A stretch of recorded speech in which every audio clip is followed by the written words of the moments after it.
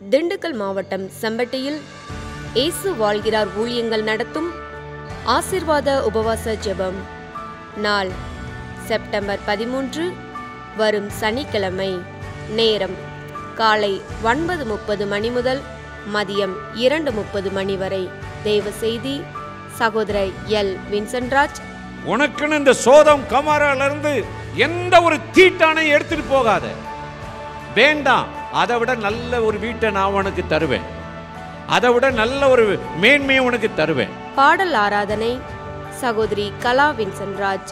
இடம் வானத்தின் வாசல் எழுப்புதல் ஜெபமையம், செம்பட்டி, திண்டுக்கல். தேவ பிள்ளைகளே, இந்த உபவாச ஜெபத்தில் கலந்து கொண்டு தேவ ஆசீர்வாதத்தையும் சமாதானத்தையும் பெற்று செல்ல உங்கள் யாவரையும் அன்போடு அழைக்கிறோம். மேலும் திண்டுக்கல் பேருந்து நிலையத்திலிருந்து காலை 9 மணிக்கு பேருந்து புறப்பட்டு வானத்தின் வாசல் எழுப்புதல் ஜெபமையம் வருவதற்கும், மீண்டும் ஜெபக்கூட்டம் முடிந்தவுடன் ஜெபமையத்திலிருந்து செல்வதற்கும் சிறப்பு பேருந்து வசதி ஏற்பாடு செய்யப்பட்டுள்ளது. மேலும் விவரங்களுக்கு கீழே உள்ள தொலைபேசி எண்ணை தொடர்பு கொள்ளுங்கள்.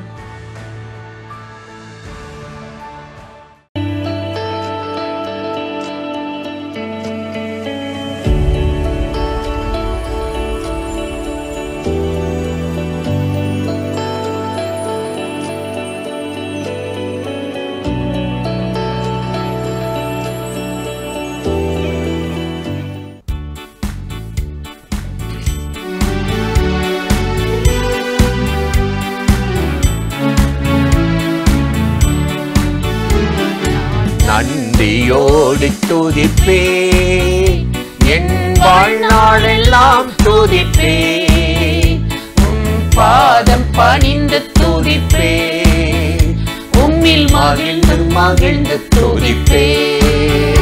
நான் நன்றியோடு துதிப்பே, என் வாழ்நாளெல்லாம் துதிப்பே, உம் பாதம் பணிந்து துதிப்பே, உம்மில் மகிழ்ந்து மகிழ்ந்து துதிப்பே.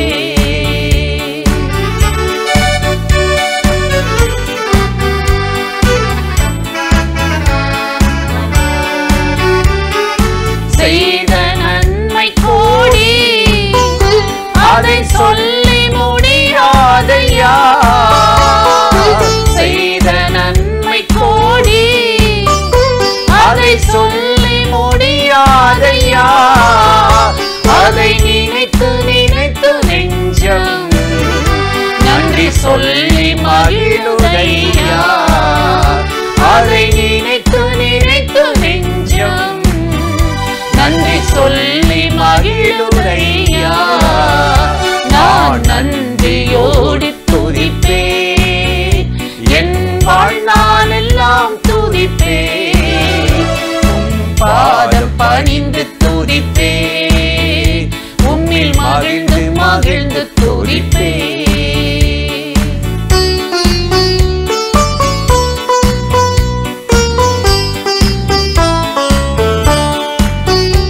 அதிகாலை தோறும் என்னை அப்பா தட்டி எழுப்பினீரே.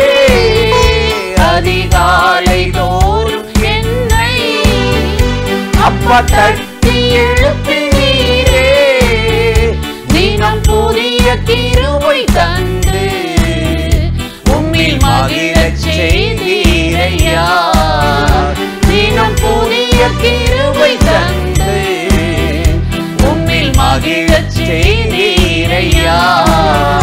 நான் நன்றியோடு துதிப்பே, என் வாழ்நாளெல்லாம் துதிப்பே,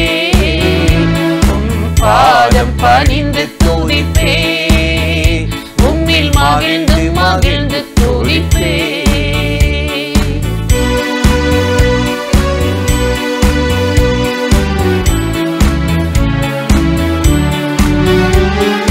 தாயின் வயிற்றில் என்னை உருவாக்கும் முன்னே அறிந்தே. தாயின் வயிற்றில் என்னை உருவாக்கும் முன்னே அறிந்தே. பெயரை சொல்லி அழைத்தே, உம் பிள்ளையாக மாற்றினே.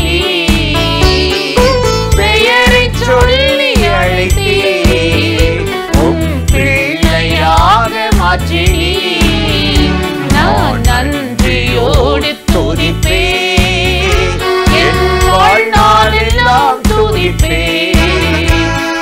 பாதம் பணிந்து துதிப்பே, உம்மில் மகிழ்ந்து மகிழ்ந்து துதிப்பே.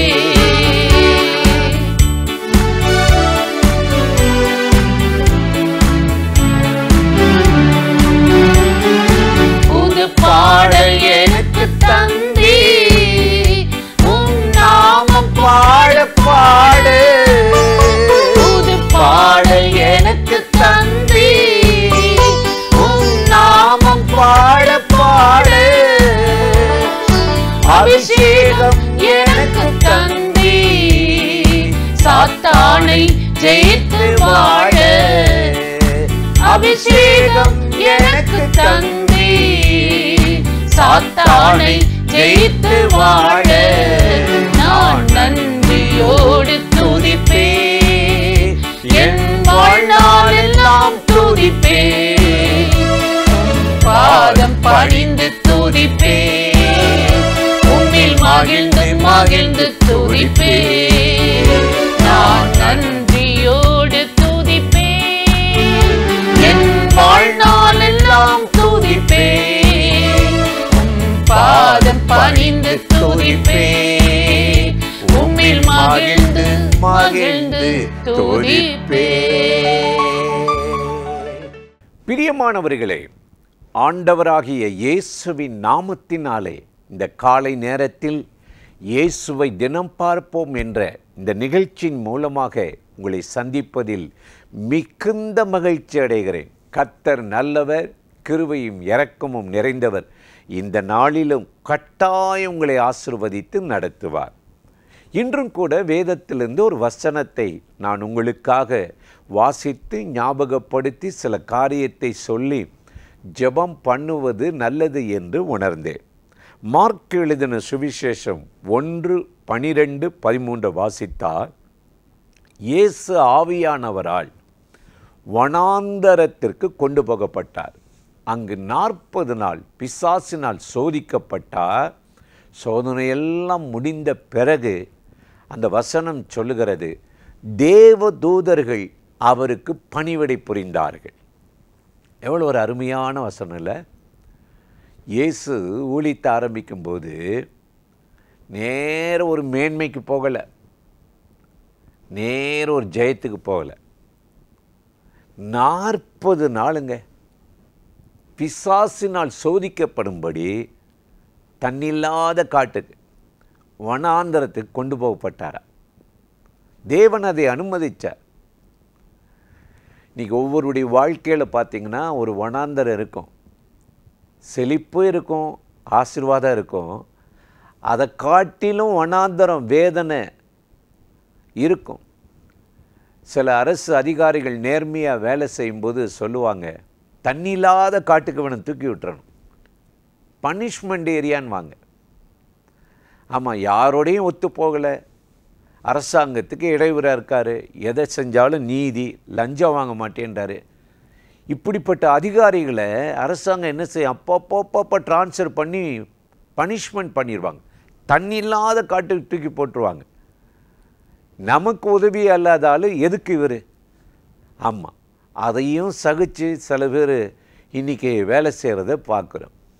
அதே போல தான் சாத்தான் இயேசுவின் மேல் கோபம் கொண்டு ஆண்டவர்கிட்ட போய் சொல்கிறான், நீங்கள் அவரை சோதித்து பாருங்கள், சாப்பாடு இல்லாமல் பண்ணி பாருங்கள், டெஸ்ட் பண்ணி பாருங்கள், ஒரு நீட்டு தேர்வு வைங்களே. இப்போ பாருங்கள், டெட் எக்ஸாம்னு சொல்லி எல்லா டீச்சர்ஸ் பிஎட் முடிச்சிருக்கிறாங்க, டீச்சர் ட்ரைனிங் முடிச்சிருக்காங்க, இவங்களுக்கு மறுபடி எக்ஸாம்னு சொல்லி என்ன ஒரு சஞ்சலம், ஒரு ஒரு பாடு பார்த்தீங்களா, வச்சு கழிச்சுக்கிட்டு இருக்காங்க. அப்போ அதே போல தான் ஒரு தேவ ஊழியர் அல்லது தேவ மனிதன் இயேசு அந்த பாதையில் கடந்து போனது போல் போகணும். 40 நாள் சாத்தானால் சோதிக்கப்படும்படி ஆவியானவரால் கொண்டுப்பட்டாரா. அந்த 40 நாளும் புசியாமலும் குடியாமல் இருந்து என்ன தெரியுமா செஞ்சாராம்? ஒரே ஒரு வாய்ஸு தான், கர்த்தருடைய சத்தம் அவருக்கு உண்டானதா. இன்றைக்கி இந்த மாதிரி பாடு, உபத்திரம், வனாந்தரம், போராட்டத்தில் நீங்கள் கடந்து போனீங்கன்னா தனித்து நீங்கள் போய் எங்கேயாவது உட்கார்ந்துருங்க, உபவாசிங்க, ஜெபம் பண்ணுங்க. கர்த்தர் உங்களோட பேசுவார். வெண்கல கதவுகளை உடைத்து இரும்பு தாட்பாள்களை முறிப்பார். அந்த 40 நாள் சோதனை முடிந்த பிறகு சாத்தானை அவர் ஜெயித்தார். ஏன்? கர்த்தருடைய சத்தம் உண்டானது. இவர் என் நேசகுமாரன், இவர் மேல் பிரியமாயிருக்கிறேன், பொல்லாத ஆவியே இவரை பின்தொடராதே என்ற ஒரு சத்தம் வானத்திலிருந்து இறங்கினது. சாத்தான் வெக்கப்பட்டு ஓடிப்போனான். இன்றைக்கு நம்ம கர்த்தருக்கு கீழ்ப்படியவும் அடங்கவும் பயந்து நடக்கவும் தான் இந்த மாதிரி சோதனைகள், எதிர்ப்புகள், போராட்டம் ஒரு பாதையில் நம்மளை ஆண்டவர் கொண்டு போகிறார். எதற்கு? அவருக்கு கீழ்ப்படிய. எரேமியா 22:21 நாம் வாசித்து பார்த்தால், உன் சிறு வயது முதல் என் வார்த்தையை கேளாதிருக்கிற பழக்கம் உனக்கு இருக்கு. நம்மகிட்ட ஒரு ஜென்ம சுபாவம் என்ன தெரியுமா? பிரசங்கம் கேட்கும்போதும் வசனத்தை படிக்கும்போதும் நல்லா இருக்கும். ஆகா, ஆண்டவர் பேசுகிறார். ஆனால் நடைமுறையில் அதை நம்ம செயல்படுத்தும் போது ரொம்ப கஷ்டமாக இருக்கும். இப்படிலாம் நம்ம நடக்க முடியுமா? நீதியாக நடக்க முடியுமா? பரிசுத்தமாக நடக்க முடியுமா? கீழ்ப்படியாமல் சில சமயம் அந்த வார்த்தை மீறிப்படுறோம். அதற்குத்தான் இயேசு கிறிஸ்துவை ஆண்டவர் அந்த வனாந்தரத்தை கொண்டு போய் ட்ரெயின் பண்ணது மாதிரி நமக்கு சில பாடுகள், போராட்டம், பிரச்சனைகளை அனுமதித்து நமக்கு ஒரு ஜெயத்தை தரார். சாத்தான் திடீர்னு நம்மளை ஒன்றுமில்லாமாக்கிடுவான், சோதிப்பான், இழப்பை கொண்டு வருவான், நஷ்டத்தை கொண்டு வருவான், பலவீனத்தை கொண்டு வருவான், ஒரு மனத்தை கெடுத்துருவான். உலகத்தை வனாந்தரமாக்குவது தான் அவனுடைய வேலை, செழிப்பாக்குவதில்லை, வேதனைப்படுத்துவதுதான் வேலை. ஏசாயா 14:17 வேத வசனம் அப்படி சொல்லுது. ஆனால் நம்ம இயேசுவுக்கு கீழ்ப்படிந்து பயந்து நடங்கி வாழ்ந்தோம் என்றால் கர்த்தருடைய சத்தம் நமக்கு உண்டாகி நம்ம நீதியின் பாதையில் நடத்தி ஆசீர்வதிப்பார். இப்படி தாங்க யோசேப்பை அவர் ஒரு வனாந்தரத்தின் பாதையில் நடத்தினார். பார்த்தீங்களா? எகிப்துக்கு 20 வெள்ளிக்காசுக்கு சகோதரர் வித்துட்டாங்க. போத்திபாரர் அவனை வாங்கி அவனையும் பொய்க்குற்றம் சுமத்தி சிறையில் அடைச்சிட்டான். ரொம்ப மனம் உடைந்து அந்த வனாந்தரத்தில் கண்ணின் பாதையில் யோசேப்பு அழுத போது தான் திடீரென்று கர்த்தருடைய மேன்மை அவரை உயர்த்தியது. இவனைப் போல தேவ ஆவி பெற்ற மனிதன் இந்த பூமியில் ஒருவர் எனக்கு இல்லை என்று சொல்லி என்ன செய்தார் தெரியுமா? பார்வோன் அவன் உணவு அமைச்சராக பஞ்சத்தில் ஜனங்களை போஷிக்கிறவனாக மாற்றி உயர்த்தினார். அதே உயர்வு, அதே வனாந்தர பாதையில் போகிற உங்களுக்கு கர்த்தர் இரட்டிப்பான ஆசீர்வாதத்தையும் கிருபையும் தந்து இந்த நாளில் அற்புதமாக நடத்துவார். அந்த தேவாதி தேவனை நோக்கி நாம் இப்பொழுது ஜெபிக்கலாமா? அன்பும் இரக்கமும் கிருபையும் நிறைந்த நல்ல ஆண்டவரே, இந்த ஆசீர்வதிக்கப்பட்ட நாளுக்காக, நேரத்துக்காக, கிருபை இரக்கங்களுக்காக உமக்கு நன்றி செலுத்துகிறோம். இப்பொழுது யாரெல்லாம் இந்த நிகழ்ச்சியில் இணைந்து இந்த வார்த்தைகளை கேட்கிறார்களோ அத்தனை பேர் மேலும் கர்த்தருடைய மகிமையும் வல்லமையும் கிருபையும் இறங்கி இந்த வனாந்தரத்தில் ஆண்டவரே அற்புதமான நம்முடைய சத்தத்தை கேட்டு ஆண்டவரே இதை ஜெயமாக முன்னேற உதவி செய்தவர்களும் இந்த நாள் உம்முடைய கிருபையால் நிரப்பி நடத்தும்படி இயேசுவின் நாமத்தில் வேண்டிக் கொள்ளுகிறோம் நல்ல பிதாவே. ஆமேன், ஆமேன்.